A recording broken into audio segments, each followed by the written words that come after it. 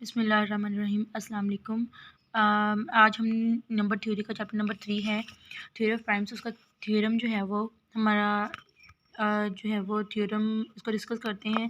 Theorem की statement है any prime p is greater than 1 is prime if and only if for any a B belongs to integer with p divides A b we have p divide a or p divide B.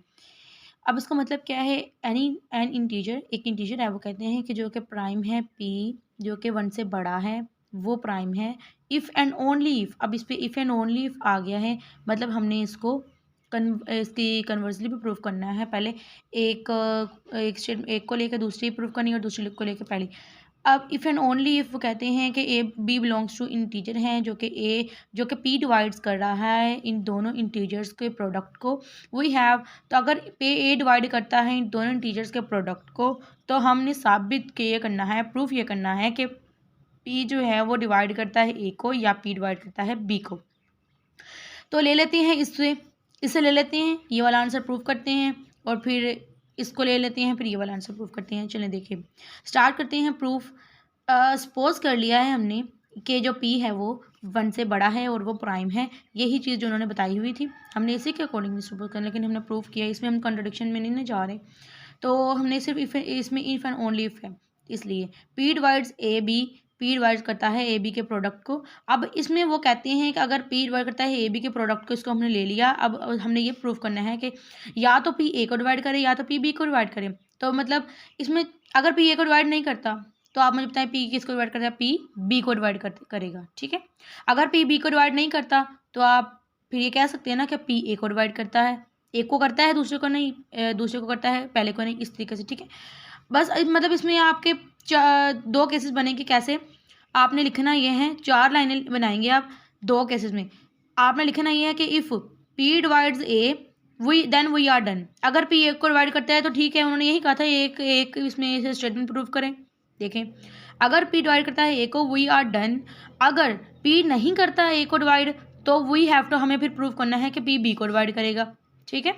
तो बस आपने prove कैसे करना है, एक लफ्ज़ आपने ये वाला लिखना है, एक स्टेप क्या लिखना है कि देन अगर ये पी बी को ए को डिवाइड नहीं करता है, तो पी बी को डिवाइड करेगा। प्रूव कैसे करना है कि पी ए को डिवाइड नहीं करता है, तो आपने लिख देना है कि पी और ए का जीसीडी 1 है, मतलब कि ये दोनों क्या है? रिलेटिवली प्राइम है। या आपको मैंने बताया हुआ है कि वो नंबर्स जो एक सेम टेबल में ना आए, या फिर वो नंबर्स जो जिनका जो जीसीडी है वो 1 है, मतलब कि हैं वो पी बाई क्यू के फॉर्म में लिखे जा सकते हैं। इन दोनों को हम पी ओवर ए लिखा जा सकता है।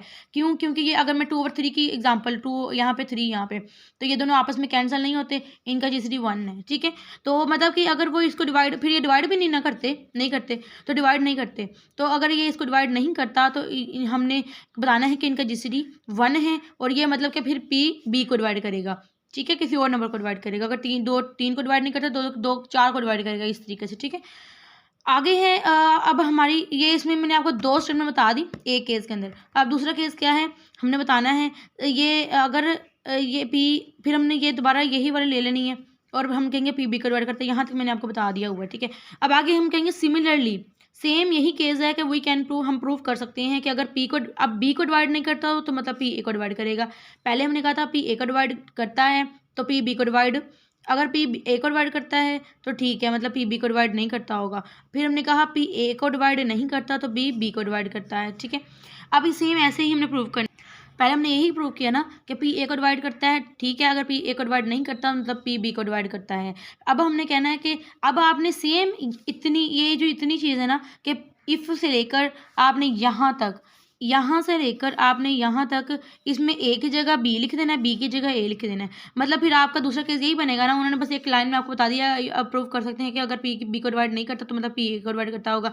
यहाँ पे आपने कहा कि पी ए को डिवाइड करता है, तो मतलब कि आपने फिर यहाँ पे बता दिया कि पी बी को डिवाइड नहीं करता होगा। तो यहाँ पे पी ए को डिवाइड करता है तो ठीक है, लेकिन अब आपने ये बताना है अगर पी ए को डिवाइड नहीं करता, तो पी बी को डिवाइड करता है। आपने इसको यहाँ पे प्रूव करवाया कि पी बी को डिवाइड करता है अगर ए को नहीं करता। अब आपने यहाँ पे क्या बताना है कि पी ए बी को डिवाइड नहीं करता, इधर बी लिख देना है।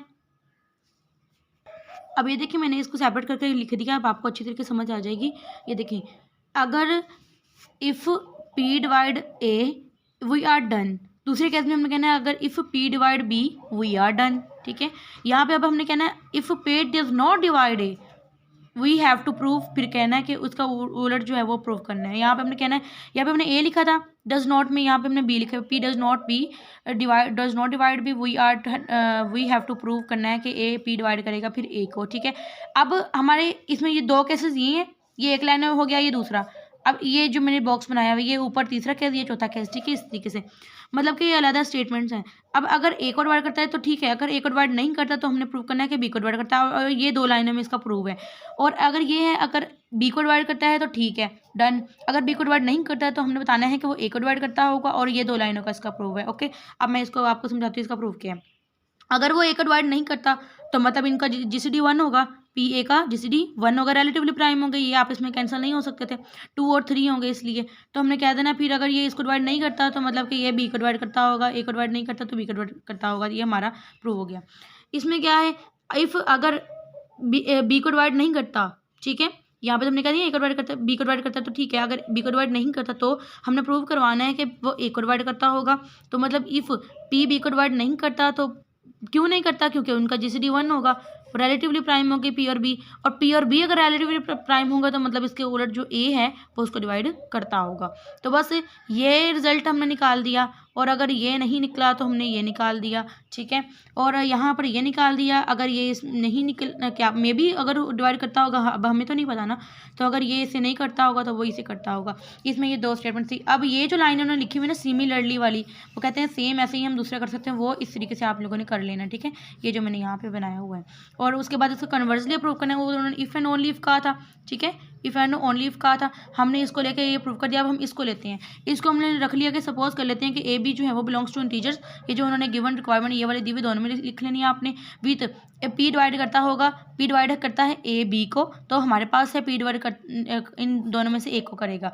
अब पी डिवाइड करेगा ए को, पी डिवाइड करेगा बी को, तो हमने अब देखना है ए बी तो हमें पता नहीं कौन, मतलब प्राइम देखते हैं इसका पक्का करने के, ये प्राइम पी जो है वो प्राइम है या नहीं है, ठीक है।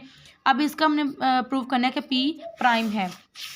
अगर पी प्राइम होगा फिर ही वो इनको अलग अलग डिवाइड करेगा ना, हमने पढ़ा हुआ है कि अगर पी डिवाइड करता है इसको और इसको तो पी डिवाइड करेगा इनके जीसीडीज को भी, पी डिवाइड करेगा इनके जीसीडीज को भी, वो हमने किया हुआ, और उसकी फिर वैल्यू 1 होती है। फिर मतलब कि हमने ये देखना है कि पी जो है वो प्राइम है या नहीं, तो हमने शो करवाना, we want to show that the P is a prime. Contrary हमने सपोज कर लेना है इसका कंट्रडिक्शन में कि पी प्राइम नहीं है, ठीक है, पी प्राइम को है लेकिन हमने सपोज क्या करना है कि पी प्राइम नहीं है, तो पी मतलब फिर कंपोजिट होगा तो हम लोगों ने यहाँ पे पी को 1 से, पी तो 1 से बड़ा ही होता है ना, प्राइम जो होते हैं वो 1 से बड़े होते हैं, कंपोजिट भी वैसे 1 से बड़े होते हैं, तो हम लोगों ने बता दिया कि पी जो है वो 1 से बड़ा है, तो इधर P is equal to M N. अगर पी कंपोजिट है, अगर पी प्राइम तो हम लोगों ने प्रोडक्ट करनी ही नहीं थी, वो है ही प्राइम।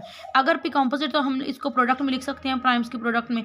अब जब प्राइम्स के प्रोडक्ट में लिख दिया है इसको, तो अब इसको हम कह सकते हैं कि P divides M N, P divides, अब यहाँ पे देखें, यहाँ पे जो एम एन है वो कोई भी वो इंटीजर से बिलोंग करते हैं। एम इज़ ग्रेटर देन 1 और P is greater than N.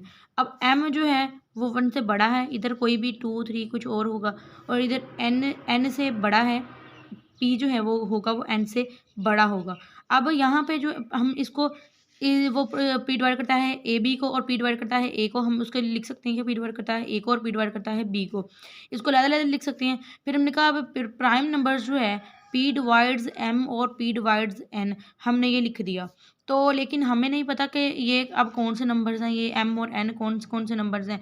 ये उस केस में डिवाइड करता होगा जब एम और एन का जीसीडी 1 होगा, लेकिन हमने ऊपर कह दिया कि पी जो है वो प्राइम नहीं है, पी जो है वो प्राइम नहीं है, तो इस केस में ये तो हम प्राइम के केस में ही लिखते हैं ना कि पी डिवाइड्स एम और पी डिवाइड्स एन, अगर तो पी प्राइम होगा तो अब हमने कहा पी प्राइम नहीं है, तो हमारी जो कंट्रडिक्शन ये सपोजिशन होगी वो क्या हो गई, रॉन्ग हो गई है।